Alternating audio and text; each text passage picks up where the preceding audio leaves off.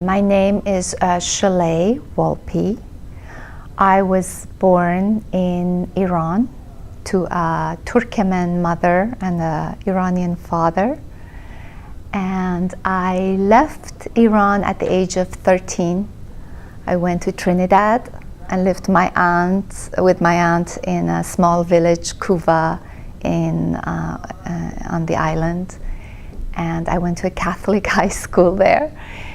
And then I went to a British boarding school and finished high school there. And then I came to the United States.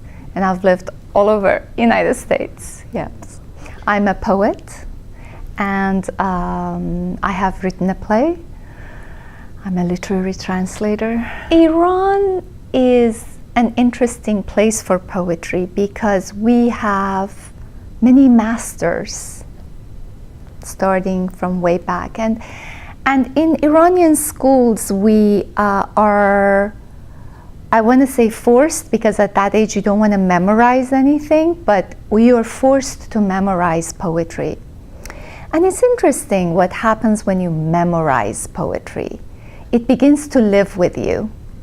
And so as children, we absorbed a lot of poetry, and we would play games like there is this game called Mushaire, and you recite one line of poetry, and whatever letter it ends with, the other kid has to start a line of poem starting with that letter. And we could keep this up for 15 minutes, going back and forth. It's called Mushaire. Something interesting happened to me though. When I left at age 13 and went to Trinidad, I didn't speak a lick of English.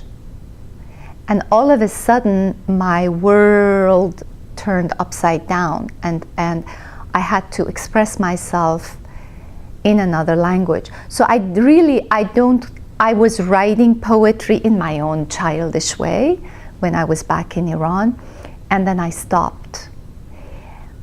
And I began to write again when I was able to translate my imagination into English.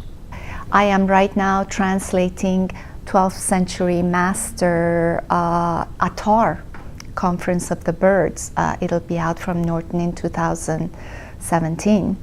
So, I can't take, it's inspiration is a very specific word. I can't say I take my inspiration from Iranian poetry, but it is in my blood. It's somehow there. I believe that writers, all artists in fact, have a certain connection to this invisible universe. And at times this connection is strong, and they are able to create something that's more than themselves. And sometimes I feel that way. Sometimes if I've written that is worthy, and it's just a few of those, I feel like they're not of me. So maybe they come, maybe they are inspirations from the poetry that I heard in my childhood, or maybe it's a connection to something just bigger than myself. Poets are really revered in Iran, and for good reason. Governments, especially despotic governments, are afraid of poets.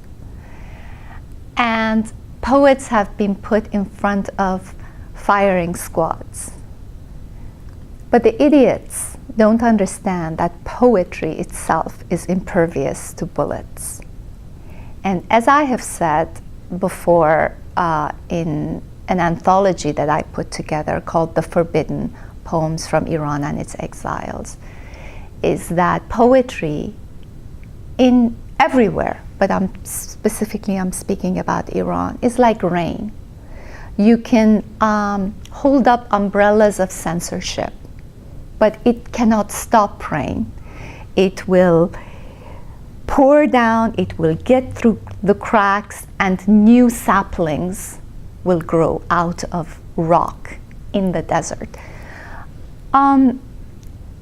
There are many wonderful Iranian poets, and they will have no voice in the world unless translators translate their work.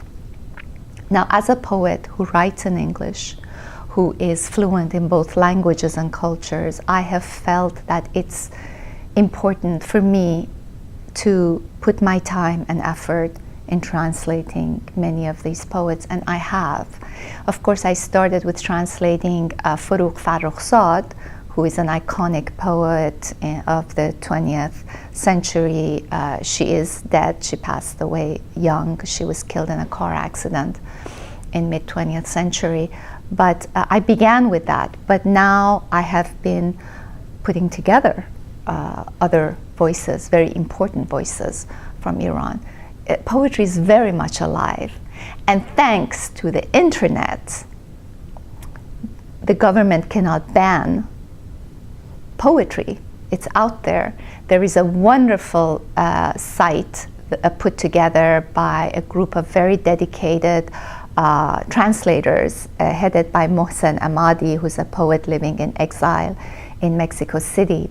And they're gathering poetry from around the world and they're translating it into Persian. So it goes both ways. They are reading poetry of the world and hope through us translator poets in the West, they're reading their poetry. The street of poetry that has been bombed and bombed and bombed over and over again. But like al-Mutanabbi, who has come back, it's impossible you can destroy things that are physical, but you cannot destroy literature.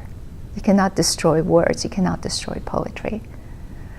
There are many al-Mutanabbi streets around the world. It happens all the time. But I think al-Mutanabbi Street in Baghdad is a good example. It's something physical we can hold on to and have it stand for everything else that's going on in the world. I think it's a wonderful project, and I'm very proud to be a part of it.